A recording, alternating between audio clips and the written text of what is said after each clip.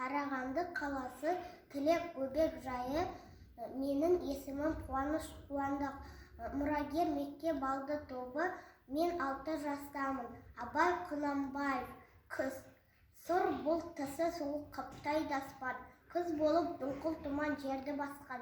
Білмеймін тойған ма, тоңған ма, жыл бойына биік қашқан тай жазған.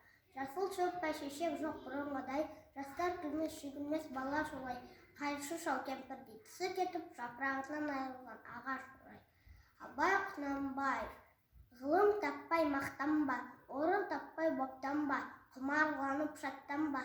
Ойнап босқа күлуге, 5 нәрсеге қашық бол, 5 нәрсеге асық бол. Адам болам десеңіз, тілеуін өмірін алдыңда, оған қайғы жесеңіз, өсек өтірік мақтаншақ еріншек бекер мал шашпақ. 5 дұшпанын білсеңіз, талап еңбек терең ой, қанағат рақым ойлап қой. 5 асығыс көнсеңіз, жамандық көрсең тәфірәтілі, суытып көңіл қисаңыз, жақсылық көрсең ибратілі, оны ойға жырсаңыз. Ғалым болмай немене, балалықты қисаңыз, болма сонда ұқсатпа, бір ғалымды көрсеңіз, ондай болма қайда деп айтпа ғылым сүйсеңіз. Абай Құнанбаев. Қыз.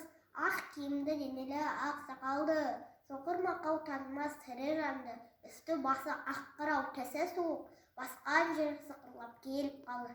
Демалсыз көріп аяз бен қар, кәрі құдан қыс келіп әлек салды. Ұшпадай бұлттың кейге оқшайтып, аяз бенен қызарып ажарланды. Бұл тайқасы жауып екі көзін басын сілкісе қажауып мазамдалды. Борандай болса кетіп доданғандай алтын қанат ақ отар үй шайқалды.